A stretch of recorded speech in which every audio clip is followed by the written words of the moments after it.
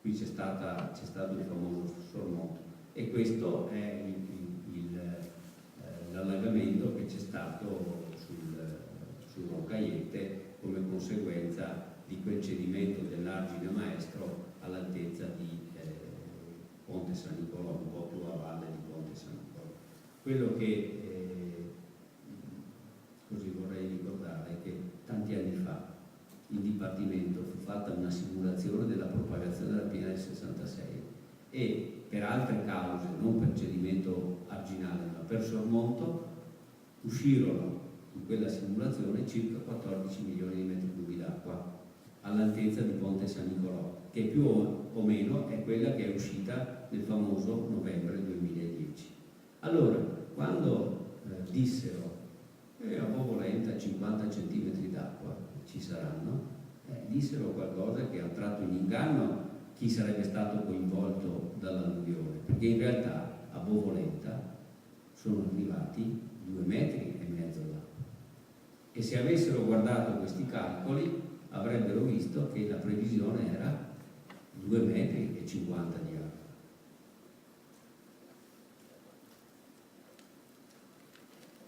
Possiamo anche vedere il dettaglio, qui andiamo avanti rapidamente, vedete qui un confronto fra i valori delle portate che si sono registrate sul Bacchiglione, a Monte Galdella, a Saccolongo e sul Tesina a Veggiano. Qui vediamo la conseguenza della rotta di Veggiano, che ha tolto un po' d'acqua dal Bacchiglione, ma insomma non è stata neanche così determinata. Mentre importante è stata la rotta che c'è stata a Ponte San Nicolò. Vedete l'idrogramma di piena che entra nel Roncaiete a valle di Volta Barozzo, e questo invece è l'idrogramma di piena sul canale di Ponte Longo, cioè a valle di Bovolenta. C'è una deformazione dell'idrogramma che mette in evidenza come in questa fase ci sia stata un'esondazione, una decapitazione dell'onda di piena in arrivo.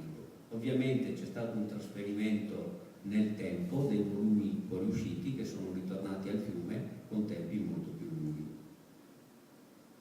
Questa è una simulazione che mette in evidenza quanto sia pericolosa la situazione del Bacchiglione nel territorio padovano a valle di Veggiano. Questa è una simulazione in cui si suppone che la rotta di Veggiano non ci sia. Hanno rialzato le quote degli argini in questo periodo. Ebbene, allora una piena come quella andrebbe verso Padova, e tutti i tratti che vedete in rosso sono tratti in cui c'è di fatto l'esaurimento del franco arginale o addirittura il sormonto. E qui è più i tratti in cui c'è rosso sono tanti, e perciò a valle verso Saccolongo prima e Servazzano poi la situazione del Bacchiglione è tutt'altro che tranquilla, soprattutto se facessero i lavori che impediscono al Bacchiglione da una parte e all'Astico dall'altra di uscire nel Vicentino. Padova si salva a danno del Vicentino. Fino a quando durerà? Più in giù, lungo il Roncaiete, di nuovo siamo in una condizione pericolosa, perché il Roncaiete non può portare più di 500-550 metri cubi secondo. Se a Volta Barozzo non è possibile eseguire la manovra che porta una frazione importante delle portate del Bacchiglione da Volta Barozzo a Stra, il destino di chi vive a valle di Volta Barozzo lungo il Roncaiete è segnato. Ovviamente la condizione è critica anche verso valle sul canale di Ponte Longo.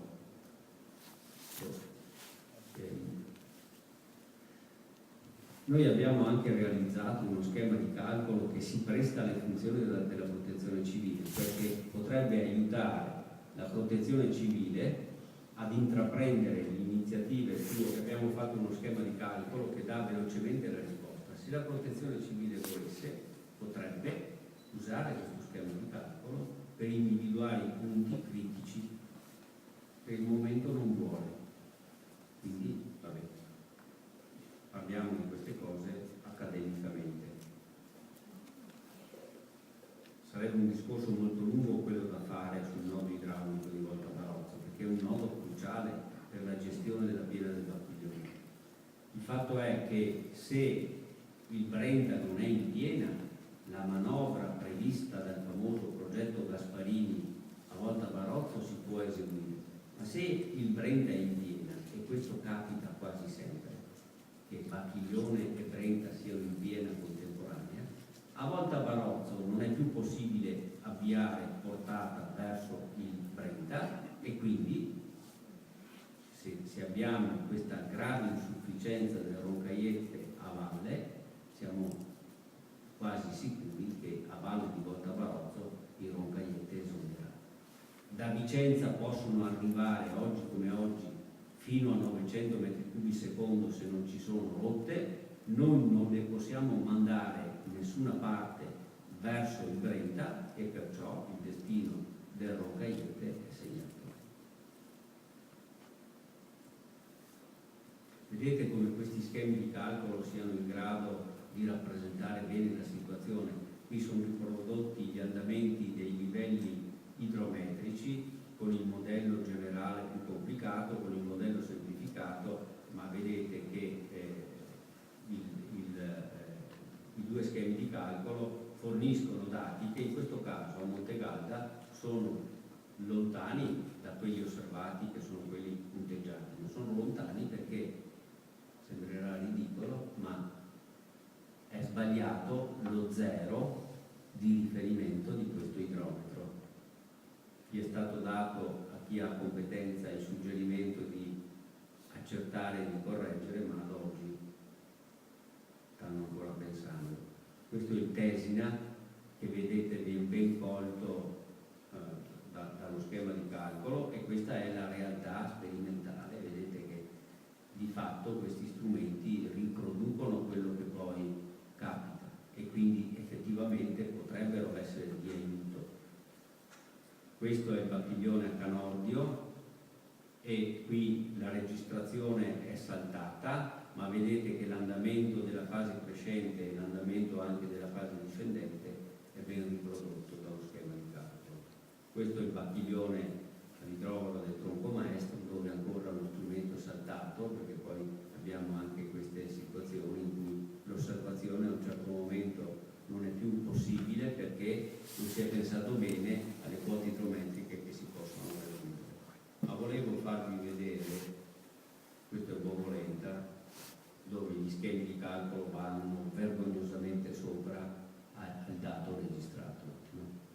Ma quello che volevo farvi vedere è il Roncaiette a Volta Barozzo. Questo è il calcolo e questa è l'osservazione, no?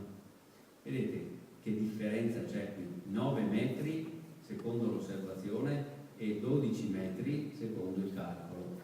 Allora non c'è dubbio che è sbagliata l'osservazione, e però chi ha diffuso questa informazione forse non ha neanche riflettuto, perché quando ci fu la famosa piena del 2010 a valle di Volta Barozzo l'acqua del Roncaiette era a pelo delle arginature, quindi le quote idrometriche massime dovevano essere confrontabili con quelle delle arginature e non al centro della terra, come si legge qui. Se diamo come quota idrometrica massima 9 metri, cioè 3 metri sotto la quota massima delle arginature, però non conta niente. Oppure questo dato ancora sperimentale, secondo il quale fra Volta Barozzo, o meglio, fra il Bassanello e Volta Barozzo, circa 4 km lungo il canale scaricatore, ci sarebbe una differenza di livello di 3 metri. È palesemente un grossolano errore, e però non si corregge. Che cosa dicono questi schemi di calcolo? Non sono un divertimento per chi li predispone, sono anche strumenti che possono dare informazioni importanti. Per esempio, qui vediamo quali sono le quantità d'acqua che sono uscite nel Vicentino. In questo caso la breccia a Boschi di Caldogno sul Timonchio, quasi poco più di 11 milioni di metri cubi. Nella rotta che si ebbe immediatamente a valle uscirono circa 7 milioni di metri cubi. Quindi complessivamente a Vicenza uscirono 18 milioni di metri cubi. Ora si pensa di poter rimediare con la sola cassa di espansione di Caldonio, che ha una capacità di 3,5 milioni di metri cubi, chiaramente insufficiente, come vedremo dopo. Questa è la quantità d'acqua che è uscita a Veggiano, circa 6 milioni di metri cubi, e questa invece è la quantità d'acqua che è uscita da Roncaiette a Ponte San Nicolò, 13